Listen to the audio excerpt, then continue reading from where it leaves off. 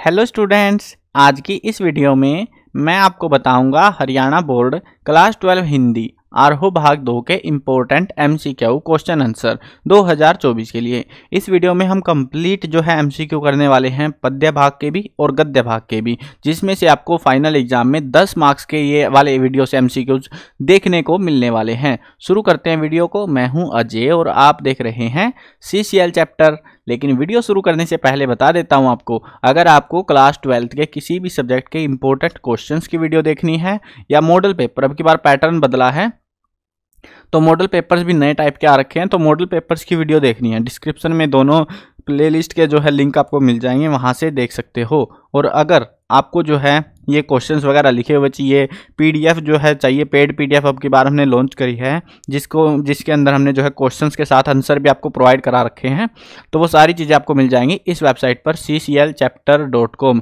इस वेबसाइट पर आपको इंपॉर्टेंट क्वेश्चंस वगैरह लिखे हुए मिलेंगे, पुराने पेपर, मॉडल पेपर सबकी पीडीएफ मिल जाएगी फ्री में। और साथ में जो है हमने सोप का एक सेक्शन ऐड कर रखा है इस वेबसाइट पर, जहाँ से आप पेड पीडीएफ भी परचेज कर सकते हो आंसर्स के साथ में। ठीक है, तो यहाँ से चाहो तो परचेज कर लेना। परचेज करते टाइम पे CCL25 ये वाला कोड यूज कर लेना, तो इससे आपको जो है परचेज करते टाइम डिस्काउंट देखने को मिलेगा, आपको थोड़ा कम पैसा लगेगा। ठीक है, अब शुरू करते हैं चैप्टर वाइज। और जिन स्टूडेंट्स की प्रिपरेशन हो रखी है, जिन्होंने अच्छे से तैयारी कर ली है अपनी, वो इस वीडियो के माध्यम से अपनी प्रैक्टिस कर सकते हो। आंसर मैं आपको बता दूंगा, ठीक है, दिख जाएगा आपको, वो तो वीडियो में पढ़ते चलेंगे हम एक एक क्वेश्चंस को। तो आंसर दिखने से पहले आपको अपने मन में या फिर वीडियो पॉज करके अपने मन में जो है आंसर गैस कर लेना है कि मेरा ऑप्शन कौन सा रहेगा, जिससे आपकी प्रैक्टिस हो जाएगी अच्छे से। और वेबसाइट पे से भी आप जाके प्रैक्टिस कर सकते हो इंपॉर्टेंट क्वेश्चन सेक्शन से। ठीक है, और जिन क्वेश्चन पे मोस्ट इंपोर्टेंट लिखा हुआ मिले ना, समझ लेना वो एग्जाम में बहुत बार रिपीट हो रहे हैं, तो उनके चांसेस सबसे ज़्यादा रहते हैं एग्जाम में वापस आने के। दिन ढलने के पहला पाठ है हमारा ये, आत्म परिचय, एक गीत, दो कहानियां, इसमें छोटी छोटी सी कविताएं हैं। दिन ढलने के साथ ही बच्चे कहाँ से झांकने लगते हैं? नीडों से, पेड़ों से, खेतों से, घरों से। तो कहाँ से? नीडों से, नीड यानी कि घोंसलों से झांकने लगते हैं। मुझसे मिलने को कौन विकल, दिन जल्दी जल्दी ढलता है। गीत का यह प्रश्न उर में क्या भरता है? उर होता है हृदय, तो हृदय में क्या भरता है? स्थिरता, चंचलता, विह्वलता, उपरोक्त सभी। तो क्या भरता है? विह्वलता भरता है। और ये सारे आंसर जो है ना क्रॉस चेक्ड है, कहीं तुम सोचो कि सर आंसर गलत है। अगर आपको लगे, कंफर्म हो कि हाँ गलत है, तो कमेंट कर देना। एक आदमी इक्के दुक्के में मिस्टेक होगी तो भरोसा नहीं है, बट मैंने पूरी 100% श्योरिटी करी है इस चीज़ की कि आंसर आपको गलत ना मिले कहीं से भी। अगर हो तो बता देना कमेंट में कि कहाँ से, सोर्स क्या है, पेज नंबर वगैरह, वो चीज़ें बताना मेरे को। दिन ढलने के साथ ही बच्चे कहाँ से झांकने लगे होंगे? कहाँ से? पेड़ों से, नीडों से, घरों से, खेतों से। कहाँ से? नीडों से। हो जाए ना पथ में रात कहीं, यानी ये पथ होता है रास्ता, कि रास्ते में कहीं रात ना हो जाए, सोचकर कौन जल्दी जल्दी चलता है? चिड़िया, कबूतर, पंथी, चिड़िया के बच्चे। देखो बच्चे तो घर से बाहर ही नहीं निकले, पंथी चलता है। किसके बच्चे प्रत्याशा में हैं? पंथी के, कवि के, चिड़िया के, लेखक के। तो किसके हैं? चिड़िया के बच्चे प्रत्याशा में हैं, यानी कि आस लेके बैठे हुए हैं कि चिड़िया हमारी मम्मी कब आएगी। मुझसे मिलने को कौन विकल, पंक्ति में कौन सा भाव है? विश्वास का, आशा का, विह्वलता का, समरसता का। तो कौन सा है? विह्वलता का भाव है। दूसरा पाठ है हमारा पतंग। पतंग कविता में कपास किसका प्रतीक है? सफेदी, कोमलता, गरमाई, नरमाई। तो किसका है? कोमलता का प्रतीक है। पतंग उड़ाते बच्चों को महज एक धागे के सहारे कौन थाम लेती है? पतंगों की ऊंचाइयां, मुंडेर, मुंडेर होती है जो छत के ऊपर बॉर्डर बनते हैं वो वाले, सीढ़ियां, रोमांचित शरीर का संगीत। तो क्या थाम लेती है? पतंगों की ऊंचाई, यानी कि वो उड़ते हुए पतंग जो है उनको थाम लेते हैं। पतंगबाज किसके सहारे उड़ते दिखाए गए हैं? धागे के सहारे, पतंग के सहारे, रंध्रों के सहारे। यहाँ पे रंध्र आना था, आई थिंक रंध्रों के सहारे था। उंगलियों के सहारे। तो किसके सहारे है वो? रंध्रों के सहारे। यहाँ पे रंध्र है जहां तक मेरे को ध्यान है। अगला प्रश्न देखते हैं, उड़ाई जाने वाली सबसे हल्की और रंगीन चीज क्या है? सबको पता है, वो तो आंख बंद करके बता दोगे, पतंग है ना। वायुयान कौन तागा बांध के उड़ा देगा भाई? रॉकेट। वाह क्या बात है, ऑप्शन ही देख के डर जाओगे तुम, तो आसान है तो बहुत ज्यादा। पतंगों की ऊंचाइयां कैसी कही गई हैं? फड़कती, कड़कती, धड़कती, सरती। कैसी है भाई ये ऑप्शन भी? धड़कती हुई कही गई है पतंगों की ऊंचाइयां। पतंगबाजों के पैर कैसे कहे गए हैं? साफ, बेचैन, सुंदर, सपाट। तो कैसे हैं? बेचैन पैर है। पतंग कविता में खरगोश की आंखों जैसा किसे कहा गया है? इस क्वेश्चन ने गदर मचा रखा है। हर बार के एग्जाम में आता है ये वाला क्वेश्चन, लगभग एक आध बार को छोड़ दो, नहीं तो हर बार ये क्वेश्चन एग्जाम में जरूर आया है। खरगोश की आंखों जैसा पतंग कविता में किसको कहा गया है? लाल सवेरा, बौछार, बौछार होती है जो पानी की हल्की हल्की बूंदें आती है बारिश की, वो, साइकिल, सूर्य। तो किसको कहा गया है? लाल सवेरे को, यानी कि सूर्योदय जब होता है ना, आसमान लाल लाल सा होता है, उस लाल सवेरे को खरगोश की आंखों जैसा कविता में कहा गया है। दौड़ते भागते बच्चे दिशा को किसकी तरह बजाते हैं? ढोलक, सितार, मृदंग, बाजा। मृदंग की तरह बजाते हैं। भादो महीना किस ऋतु में आता है? सर्द, ग्रीष्म, हेमंत, वर्षा। तो किस में आता है? वर्षा ऋतु में आता है। पतंग कविता में दौड़ते बच्चे दिशाओं को किसकी तरह बजाते हैं? ढोल, वीणा, बांसुरी, मृदंग। ये सेम ही है, लेकिन इन्होंने ऑप्शन और थोड़ा सा ट्विक करा था क्वेश्चन में, इसीलिए मैंने इसको वापस ऐड करा। देखो यहाँ पे दौड़ते भागते बच्चे दिशाओं को किसकी तरह बजाते हैं, और यहाँ पर क्वेश्चन था कि पतंग कविता में दौड़ते बच्चे दिशाओं को किसकी तरह बजाते हैं। तो इतना तो ये कर देते हैं थोड़ा बहुत ऊपर नीचे क्वेश्चन को, बट आपको समझना पड़ेगा, आपकी थोड़ी सी अंडरस्टैंडिंग तो चाहिए इस चीज़ के लिए, है ना। तो आंसर फिर से वही है, मृदंग। पतंग कविता में लाल सवेरों को कैसा कहा गया है? खरगोश की आंखों जैसा। देखो ये क्वेश्चन था, अभी थोड़ी देर पहले पढ़ के आए थे ना, कि पतंग कविता में खरगोश की आंखों जैसा किसे कहा गया है। अब इन्होंने उल्टा कर दिया, अब इन्होंने बोला कि लाल सवेरे को कैसा कहा गया है, वो है खरगोश की आंखों के जैसा। और आंसर ऑप्शन दिखाने की, पढ़ने की जरूरत ही नहीं है हमको, आसानी से हम कर सकते हैं ऐसे क्वेश्चंस को। अगला चैप्टर है हमारा चैप्टर 3, कविता के बहाने बात सीधी थी पर का पता नहीं क्या हुआ। बात कवि के साथ किसके समान खेल रही थी? खिलौने, पेंच, बच्चे, भाषा। किसके समान खेल रही थी? बच्चे के समान। कवि से शरारती बच्चे की तरह कौन खेल रही थी? वही बात खेल रही थी, और कौन खेलता। किसके चक्कर में सीधी बात टेढ़ी फंस गई? धैर्य, भाषा, ताकत, कसाव। तो किसके चक्कर में? भाषा के चक्कर में। सीधी बात किसके चक्कर में फंसी? दर्शन के, तर्कशास्त्र के, विज्ञान के, भाषा के। तो किसके चक्कर में? भाषा के चक्कर में। भाषा को घुमाने फिराने से बात कैसी हो जाती है? पेचीदा, सरल, दिव्य, सौम्य। तो कैसी? पेचीदा। पेचीदा होती है डिफिकल्ट, जो मतलब नॉर्मल है उसको घुमा फिरा के और भी मुश्किल बना दिया जाता है। भाषा के क्या करने से बात और अधिक पेचीदा हो गई? तोड़ने मरोड़ने, उलटने पलटने, घुमाने फिराने, उपयुक्त भी। तो क्या करने से? ये सारी चीजें करने से ही जो है बात और अधिक पेचीदा हो गई। अगला पाठ देखते हैं, कैमरे में बंद अपाहिज। कैमरे में बंद अपाहिज करुणा के मुखौटे में छिपी किसकी कविता है? क्रूरता, दया, वात्सल्य, परोपकार। तो किसकी है? क्रूरता की। कार्यक्रम कैसा होना चाहिए? कैमरे में बंद अपाहिज पाठ के आधार पर बताइए। अद्भुत, दिव्य, रोचक, अलौकिक। तो कैसा होना चाहिए? रोचक होना चाहिए।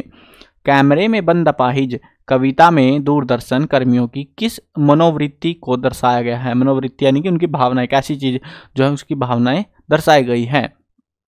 संवेदनशीलता, संवेदनहीनता, दुर्बलता, करुणा। तो कैसी है? संवेदनहीनता, यानी कि उनको उससे कोई लेना देना नहीं है। कैमरे में बंद अपाहिज कविता में कैमरा एक साथ क्या दिखाना चाहता है? सामान्य व्यक्ति की दुर्दशा, समाचार और खेल, दर्शक और अपाहिज को रोते हुए, नए और पुराने कार्यक्रम। देखो हम जिसकी बात कर रहे हैं अपाहिज की, तो अपाहिज को ही दर्शाना चाह रहा है और साथ में दर्शकों को भी दर्शाना चाह रहा है, ताकि दर्शक भी उस दृश्य को देखकर रोने लग जाएं। दर्शक और अपाहिज को रोते हुए दिखाना चाह रहा है। पर्दे पर दिखाई गई तस्वीर के ओठों पर क्या थी? जगमगाहट, कसमसाहट, गुनगुनाहट, सनसनाहट। तो क्या थी? कसमसाहट। दूरदर्शन का कार्यक्रम कैसा बनाया जाता है? रोचक, दिव्य, भव्य, अतीन्द्रिय। तो कैसा है? रोचक। पर्दे की कीमती चीज क्या है? चित्र, अभिनय, शिक्षा, वक्त। वक्त यहाँ पे नहीं आएगा, ये मिस टाइप हुआ यहाँ पे नीचे वाले में, ठीक है। तो क्या है आंसर हमारा? वक्त। पर्दे पर सबसे कीमती चीज है वक्त, समय। कैमरे में बंद अपाहिज कविता में कार्यक्रम का उद्देश्य कैसा माना गया है? राजनीतिक, आर्थिक, सामाजिक, धार्मिक। तो कैसा है? सामाजिक। कैमरे वाला किन्हें साथ साथ रुलाना चाहता है? नायक नायिका को, पाठक कवि को, अपाहिज और दर्शक को, कवि और कविता को। तो किसको? अपाहिज और दर्शक दोनों को ही एक साथ रुलाना चाहता है। अगली कविता है उषा। ये वाली कविता की व्याख्या जरूर करके जाना तुम, बहुत काम की कविता है और बहुत बार आ चुकी है एग्जाम में। मैंने सारे टॉपिक्स की मैं वीडियो बनाऊंगा, आपको प्लेलिस्ट में मिल जाएंगी, वहां से जो है आपको बाकी की जो वीडियोस है ना, मतलब वो अलग अलग टॉपिक्स की, वो मिल जाएंगी ताकि आपकी प्रिपरेशन में कोई भी कमी ना रहे। तो इस वाले से मैं बता रहा हूँ क्योंकि मेरे को ध्यान है अभी। तो उषा वाले में से सबसे ज़्यादा व्याख्या करने वाले पोर्शंस आते हैं उषा। ठीक है, आसान से छोटी सी 2 लाइनों की कविता यार ये। उषा कविता में प्रातःकालीन नीला आसमान आकाश किसके जैसा बताया गया है? केसर, शंख, सिंदूर, सील। तो किसके समान है वो शंख के समान बताया गया है। सूर्योदय से पहले किसका जादू होता है? उषा का, निशा का, निशिचर का, भूत का। तो किसका है? उषा का। उषा का जादू टूटने का समय क्या होता है? सूर्यास्त, सूर्योदय, प्रदोष, प्रहर। तो क्या है? सूर्योदय, यानी कि सूर्य उदय होने के बाद वो जो उषा हम बुला रहे हैं ना, जैसे आसमान होता है, आसमान में एक हल्का हल्का लाल सा रंग छाने लगता है और फिर हमें सूर्य दर्शन हो जाते हैं। तो सूर्य दर्शन से पहले और सूर्य वो लालिमा छाने से पहले, वो जो बीच का ड्यूरेशन, जब लालिमा छा रही है थोड़े से ड्यूरेशन में, उसको हम उषा बुलाते हैं। तो वो सूर्योदय जब होता है तो वो खत्म हो जाती है, जिसको हमने पिछले वाले में पढ़ा था ना एक चैप्टर में, लाल सवेरा खरगोश की आंखों जैसा। तो वो लाल सवेरा जो है उसी को हम उषा कहते हैं। उषा कविता में प्रातःकालीन नीला आकाश किस जैसा बताया गया है? केसर, शंख, सिंदूर, झील। तो किसका? शंख जैसा। उषा का जादू किससे टूटने की बात कही गई है? लाल केसर से, भोर के नभ से, सूर्योदय से, वर्षा से। तो आसान है, ये भी सेम से है। देखो थोड़ा घुमा रहे हैं क्वेश्चंस को और मैंने इसीलिए इनको ऐड कर रखा है। अब मैं सारों को ऐसे बोल दूंगा भाई ये वाला टॉपिक पढ़ लो, ऐसा नहीं होता ना। थोड़े ट्विक करते हैं ये क्वेश्चंस को और इसी तरीके से ट्विक होते हैं। अब आपकी कॉमन सेंस होनी चाहिए। ये दोनों क्वेश्चन, ऊपरला भी और ये 5वां क्वेश्चन भी, दोनों क्वेश्चन पहले भी आ चुके हैं और ये वापिस इस तरीके से, इस अंदाज में हमसे पूछे गए हैं। उषा कविता में किस रंग की खड़िया चाक मलने की बात कही गई है? नीली, पीली, सफ़ेद, लाल। तो क्या है? लाल, क्योंकि सवेरा कैसा होता है? लाल होता है। लाल केसर से धूलिशील किसे कहा गया है? आसमान को, तारे को, धरती को, सूर्य को। तो किसको कहा गया है? आसमान को। आसमान में होते हैं ना वो लाल सा रंग, लाल केसर से धूलिशील, जैसे आसमान को लाल रंग से लीप दिया हो, ऐसा जो है आसमान दिखाई पड़ता है। अगला चैप्टर देखते हैं, वो है हमारा बादल राग। बादल राग कविता में कवि ने सुखों को कैसा बताया है? स्थिर, अस्थिर, मायावी, अदृश्य। तो कैसा है? अस्थिर। कहता ना कवि, अस्थिर सुख पर दुख की छाया, ऐसी कुछ पंक्ति है वो। निराला ने जीर्ण बाहु किसे कहा है? वो पंक्ति है ना, जीर्ण बाहु शीर्ण शरीर, ऐसा करके पंक्ति है एक कविता में। तो वो जीर्ण बाहु जो शब्द है वो किसके लिए प्रयोग किया गया है? रोगी के लिए, वृद्ध के लिए, कृषक या फिर बालक को। किसको कहा है? कृषक को। कृषक यानी कि किसानों को कहा गया है। निराला ने अट्टालिकाओं को क्या कहा है? बहुत बार आ रखा है क्वेश्चन भी। अट्टालिकाओं को ऐश्वर्य भवन, सौंदर्य सदन, भव्य भवन, आतंक भवन। तो क्या कहा है? आतंक भवन। क्रांति के बादलों की गर्जना सुनकर कौन सा वर्ग भयभीत होता है? निम्न वर्ग, श्रमिक वर्ग, पूंजीपति वर्ग, शोषित वर्ग। तो कौन सा वर्ग होता है? पूंजीपति वर्ग। विप्लव शब्द का अर्थ क्या है? सबसे आसान शब्द है यार ये तो, है ना। पूरी कविता में यही बात हम रिपीट करते रहते हैं। शांति, शांति, भ्रांति, क्रांति। तो क्या है विप्लव का मतलब? क्रांति। आतंक अंक पर कौन कांप रहे हैं? मजदूर, धनी, गरीब, शोषित। तो कौन है? धनी लोग, अमीर लोग, पूंजीपति लोग जो है कांप रहे हैं। कैसे बादल छाए हुए थे? विकरारे, कजरारे, गोरे, बिखरे। तो कैसे हैं वो? विकरारे बादल छाए हुए थे। गगनस्पर्शी कौन है? बादल, मृदा, मणि, मत्स्य। मत्स्य होती है मछली। तो कौन है वो? बादल। शीर्ण शरीर, वही थी वो पंक्ति, जीर्ण बाहु, शीर्ण शरीर। अब शीर्ण शरीर किसको कहा गया है? बालक को, महिला को, सैनिक को, किसान को। तो किसको है? किसान को ही कहा गया है। मतलब ये जो है एक पंक्ति है जिसका जब पहरा पढ़ते हैं एक फ्लो बनता है वहाँ पे। तो लेकिन अगर हम उसका इंडिकेशन देखें तो वो किसको इंडिकेट कर रहे हैं? किसानों को इंडिकेट किया जा रहा है। कवि को किन बादलों की मंडराती कोमलता कष्ट देती है? पीड़ा के, ममता के, जल से भरे हुए काले। तो कैसे हैं वो? ममता के बादल। बादल राग कविता में आकांक्षाओं से क्या भरी है? रणतरी, माया, मानवता, चेतना। तो क्या भरी हुई है? रणतरी भरी हुई है। अगला पाठ देखते हैं 7वां, कवितावली और लक्ष्मण मूर्छा और राम का विलाप। श्री राम, इसमें से जो है ना कवितावली में से कम ही पूछते हैं, लक्ष्मण मूर्छा वाले में से आता है, इसमें से व्याख्या वगैरह वाले टॉपिक्स भी ज़्यादा थोड़े आते हैं। श्री राम के मतानुसार यानी कि उनके अनुसार पंखों के बिना किसकी स्थिति दयनीय होती है? पक्षी की, मछली की, वानर की, सर्प की। पहले ये बताओ पंख किसको होते हैं? पक्षी को ही होते हैं, तो पक्षी की ही स्थिति दयनीय होगी। मछली को पर आ गए तो भाई भरोसा नहीं है फिर तो। श्री राम ने किसकी हानि को विशेष हानि नहीं बताया? जब लक्ष्मण मूर्छित हो जाते हैं तो उस समय वो पंक्तियां बोलते हैं, तो किसकी हानि को? पत्नी की हानि को जो है विशेष हानि वो नहीं बताते, क्योंकि बाकी उसका भाई तो देखो बेहोश था लक्ष्मण वहाँ पे उसके सामने और वो विलाप करे थे, उस समय वो बोलते हैं कि पत्नी की हानि कोई विशेष हानि नहीं है। लक्ष्मण के जीवित होने की खबर सुनकर रावण किसके पास जाता है? मेघनाथ, हनुमान, राम, कुंभकर्ण। तो देखो लक्ष्मण जिंदा हो गया, रावण से तो लड़ाई मच रखी है, हनुमान और राम तो ऑप्शन से ही बाहर है, तो कुंभकर्ण के पास जाएगा कि मेघनाथ के पास? क्योंकि मेघनाथ ने तीर मार दिया था और वो फिर उसकी बैंड बच गई थी, तो कुंभकर्ण के पास इकलौता ऑप्शन बचा हुआ था। लक्ष्मण के मूर्छित होने पर सामान्य मनुष्य की तरह कौन विलाप करने लगता है? राम, हनुमान, सीता, वानर। तो कौन करते हैं? भगवान राम जो है विलाप करने लगते हैं।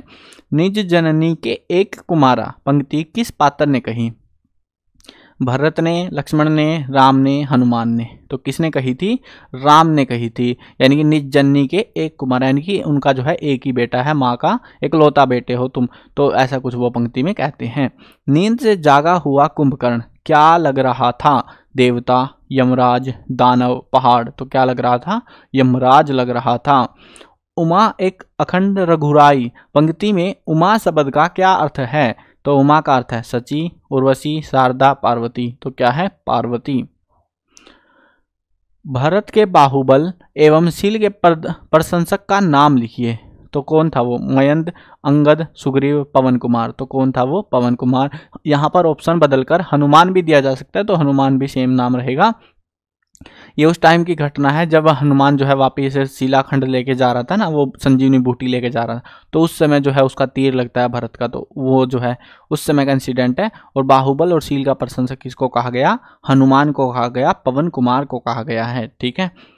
अर्ध राति गई कपि नहीं आओ, यानी आधी रात बीत गई, जो हनुमान है वो अभी तक नहीं आए, तो काव्यांश में किस पात्र के न आने का वर्णन किया गया है? तो किसका है वो? हनुमान का।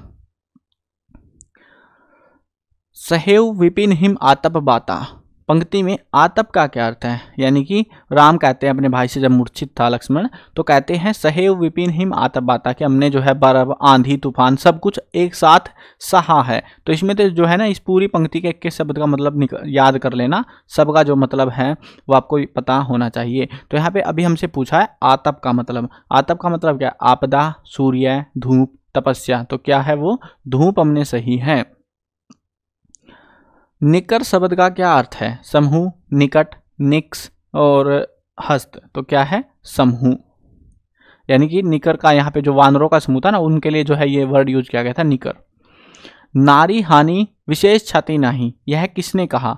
अब वापिस आ गया, बट ऑप्शन थोड़े से ट्विक करें इन्होंने। लक्ष्मण, श्री राम, हनुमान, विभीषण। तो किसने कहा था? श्री राम ने कहा था।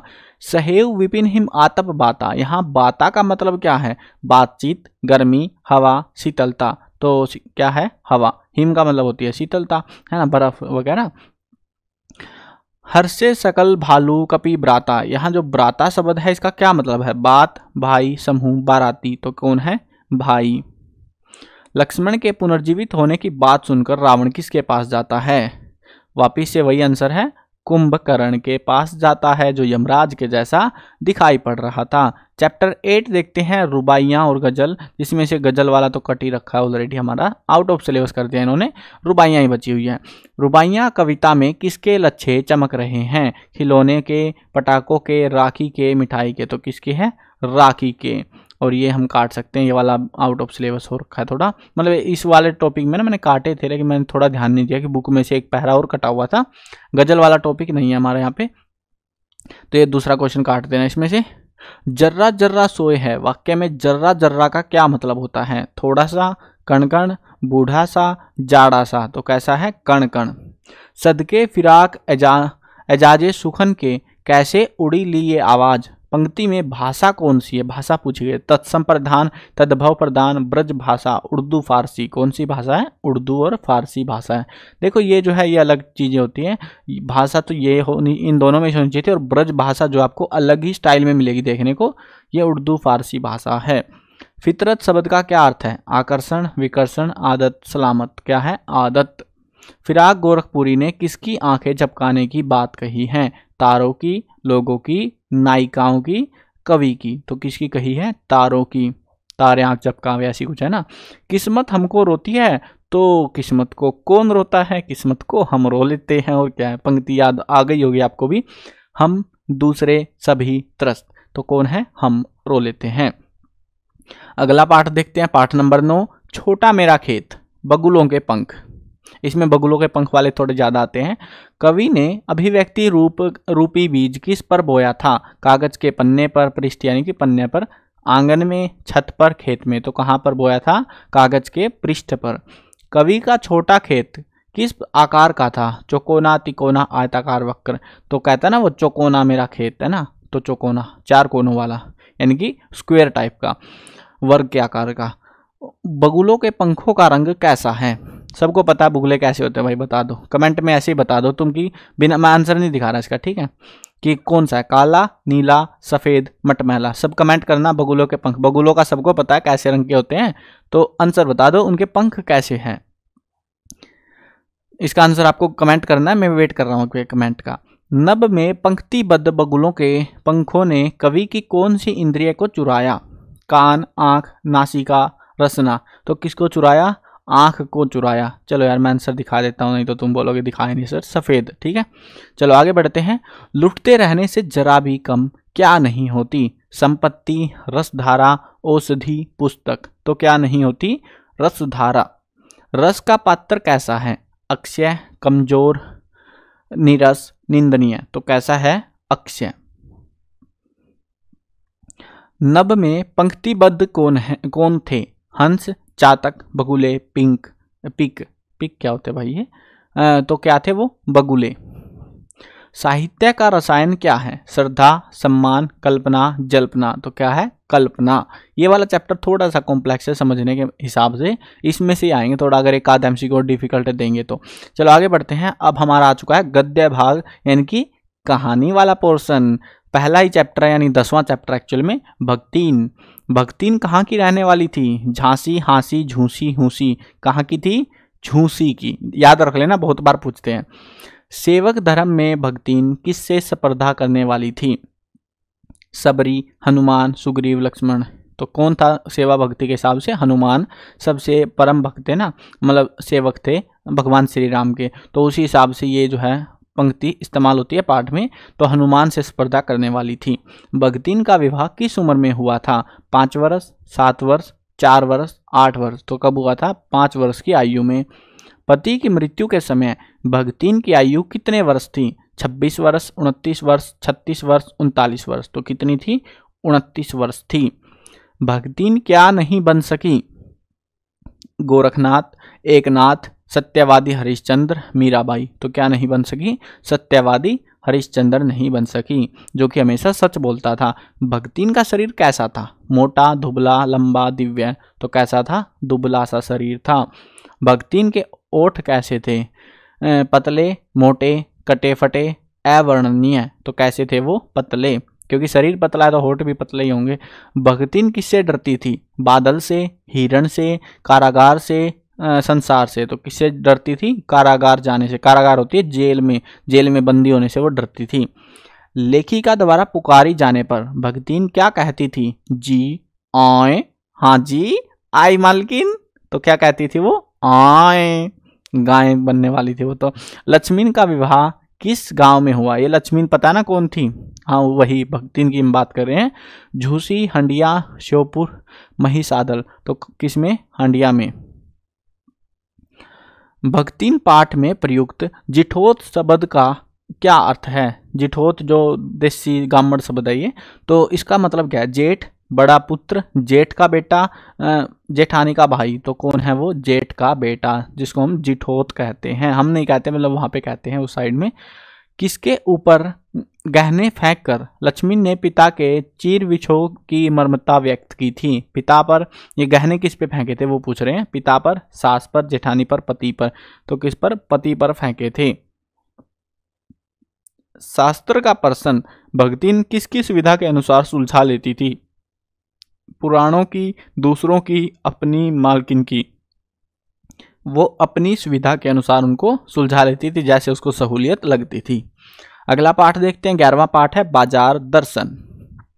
बाजार दर्शन पाठ में फिजूल सामान को फिजूल समझने वाले लोगों को क्या कहा है? मूर्ख, संयमी, बुद्धिमान, मितव्ययी। तो क्या कहा गया है? संयमी। बाजार दर्शन पाठ में लेखक का मित्र किसके साथ बाजार गया? लेखक के, मित्र के, पत्नी के, पड़ोसी के। तो किसके साथ गया? पत्नी के साथ गया था बाजार में। लेखक ने बाजार दर्शन पाठ में चूरण वाले को अकिंचित कर कहा है, जिसका मतलब क्या है? ये जो शब्द है इसका मतलब क्या है? ठग, भिखारी, अर्थहीन, व्यापारी। तो क्या है? अर्थहीन। बाजार में जादू को कौन सी इंद्रियां पकड़ती है? आपको बाजार किससे दिखता है? अपनी आंखों से। तो और तो कुछ पकड़ नहीं सकती। आंख, त्वचा, कर्ण, नासिका। कर्ण होते हैं कान, नासिका होती है नाक। तो किससे पकड़ी जाती है? कौन सी इंद्रियां है? आंख। बाजार चौक में भगत जी क्या बेचते थे? मिठाई, चूर्ण, सब्जी, फल। तो क्या बेचते थे? चूर्ण बेचते थे, जिसको हम पाठ में चूर्ण वाले के नाम से जानते हैं। जैनेन्द्र कुमार के मित्र ने बाजार को क्या संज्ञा दी? शैतान का जाल, जी का जंजाल, आल वाल, पर्णतपाल। तो क्या संज्ञा दी है? शैतान का जाल। शून्य होने का अधिकार किसे है? बाजार दर्शन पाठ के आधार पर बताइए।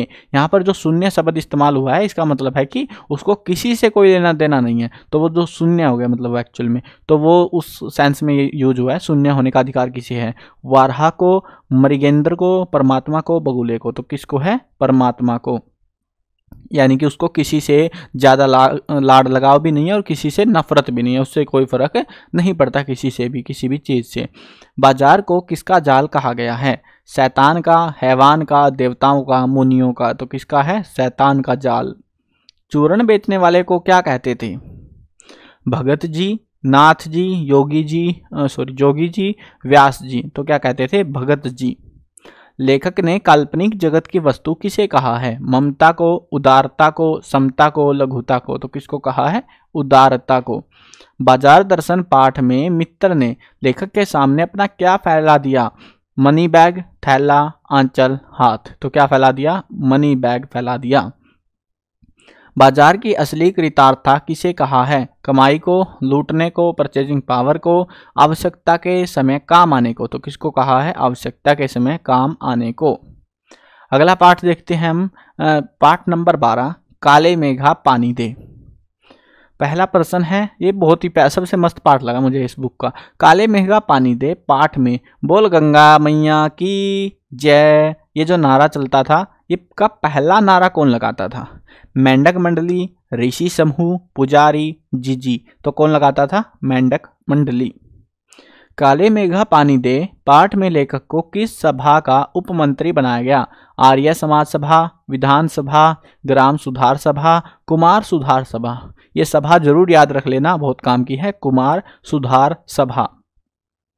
काले मेघा पानी दे पाठ में लेखक को कुम्हार सुधार सभा का कौन सा पद दिया गया? मंत्री, महामंत्री, उपमंत्री, सहमंत्री। अभी थोड़ी देर पहले हम पढ़ के आए थे लेखक को किस सभा का उपमंत्री बनाया गया। अब ये देखो, तुम बोलोगे सर ये अलग टाइप से आ गया। अलग टाइप नहीं है, अगर तुम अच्छे से पढ़ के जाते हो MCQs को, यहाँ पे क्वेश्चन को आंसर, आंसर को क्वेश्चन बना दिया इन्होंने।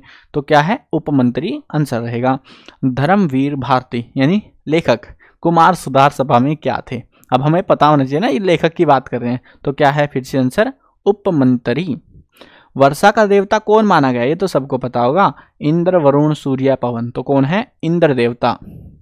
आषाढ़ से संबंधित ये ऋतु है, तो कौन सी ऋतु है? आषाढ़ से वसंत, वर्षा, शीत, ग्रीष्म। तो कौन सी है? वर्षा ऋतु। इंद्र सेना का दूसरा नाम क्या है? मेघमंडल, आंखमंडल, पर्जन्य मेंढक मंडली, तो क्या है मेंढक मंडली। अंधविश्वास से क्या होता है नुकसान, लाभ, प्रकाश, ईश दर्शन, तो क्या होता है नुकसान होता है। जेठ के बाद कौन सा महीना आता है, आषाढ़ का, सावन, भाद्रपद, चैत्र, तो कौन सा आता है आषाढ़ का महीना जेठ के बाद आता है। अब सुना होगा ना जेठ, साढ़, सावन, भादवा, आसूज, कैतक, मंगस।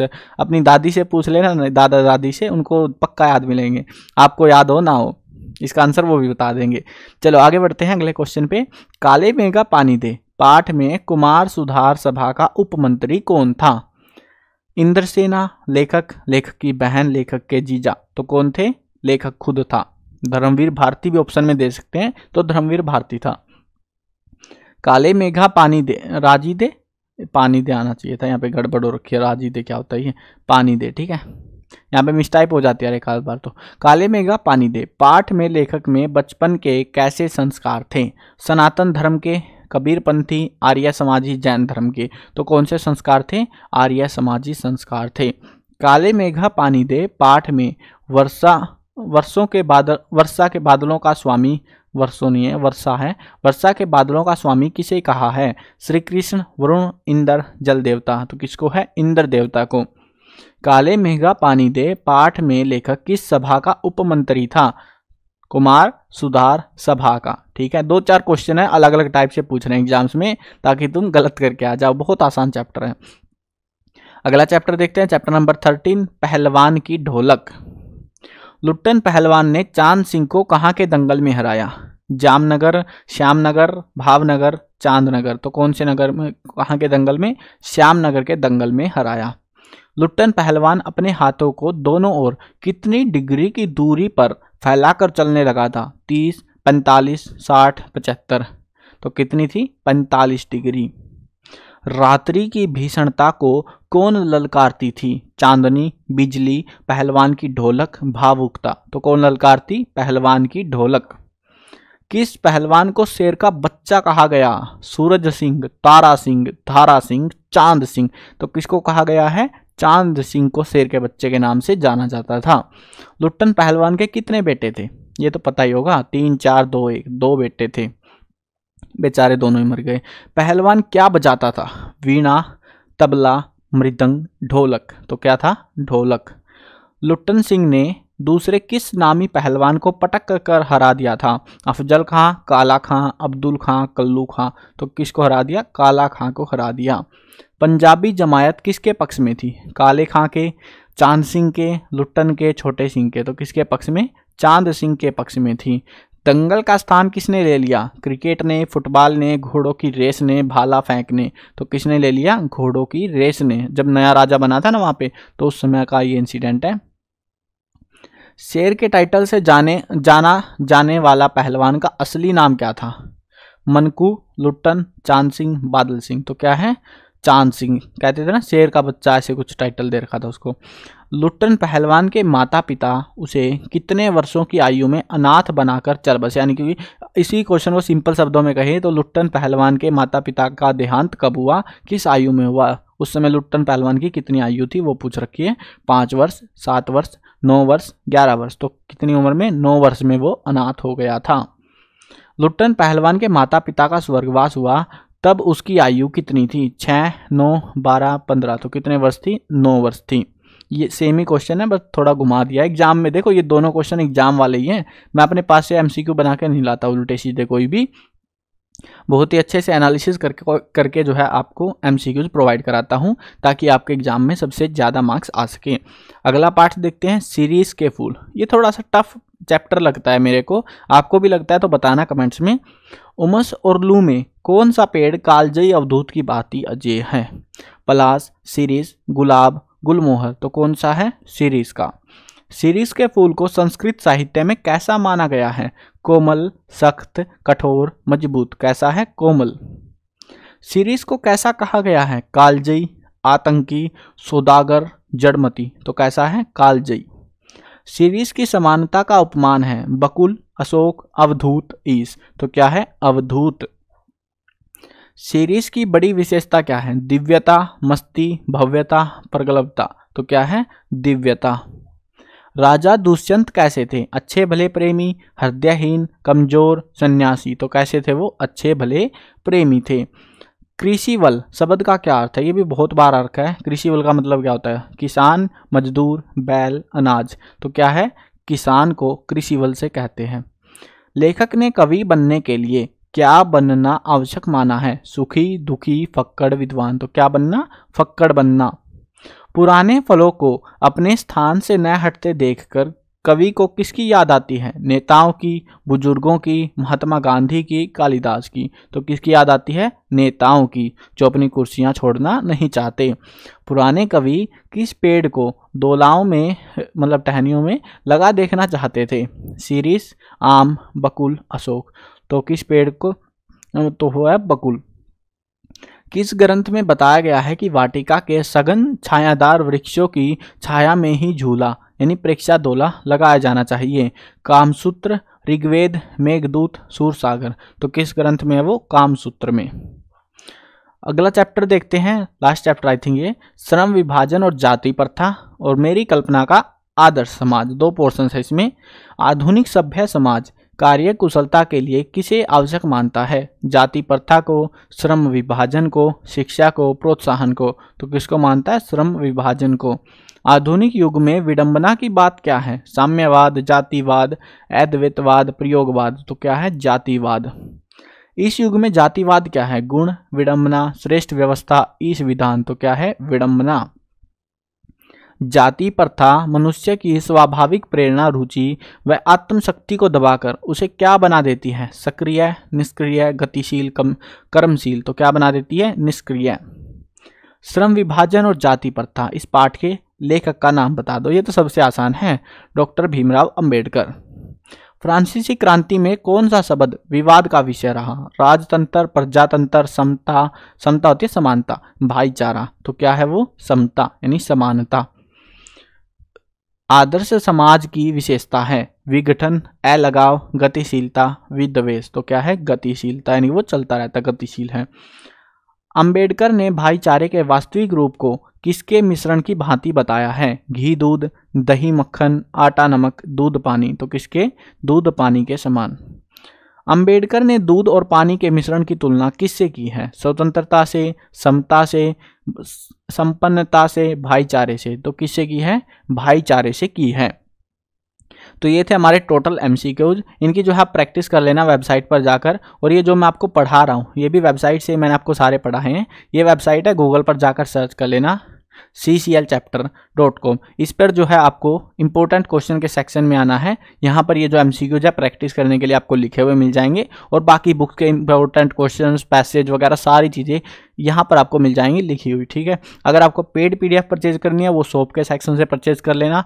पुराने पेपर ये सिर्फ ये वाला सेक्शन जो है हमारा पेड है, क्योंकि इसको बनाने में बहुत मेहनत लगती है, ये वाले में पैसे लगेंगे। बाकी सब कुछ फ्री है इस वेबसाइट पर। ओल्ड क्वेश्चन पेपर में आपको पुराने पेपर मिल जाएंगे 2016 से 2023 तक जितने भी पेपर हुए हैं। उसके अलावा जो है मार्किंग स्कीम वगैरह देखनी है वो यहाँ से मिल जाएगी। मॉडल पेपर जो अब की बार आए हैं, अब की बार बोर्ड ने 5 मॉडल पेपर्स दिए हैं टोटल 12th क्लास के लिए, तो सारे सब्जेक्टों के। तो वो मॉडल पेपर की पीडीएफ विद आंसर की आप वो यहाँ से डाउनलोड कर सकते हो मॉडल पेपर्स को, और कोई भी अपडेट न्यूज़ वगैरह आती है वो भी आपको इसी वेबसाइट पर मिल जाएगी। सिलेबस वगैरह सारी चीज़ें हैं इस वेबसाइट पर, तो विजिट कर लेना, बहुत काम आने वाली है ये वेबसाइट आपके। और हाँ, अगर चैनल पर नए हो, सब्सक्राइब नहीं किया है तो सब्सक्राइब भी कर लेना। देखो मैंने शुरू में नहीं बोला, मैं लास्ट में बोलता हूँ, क्योंकि अगर वीडियो पसंद आती है तो यार तुम कर लेते हो, लेकिन फिर भी कुछ बच्चे हैं वीडियो पूरी देख लेते हैं फिर भी लाइक करके नहीं जाते यार, कर दिया करो लाइक भी। चलो मिलते हैं नई वीडियो में, बाय बाय।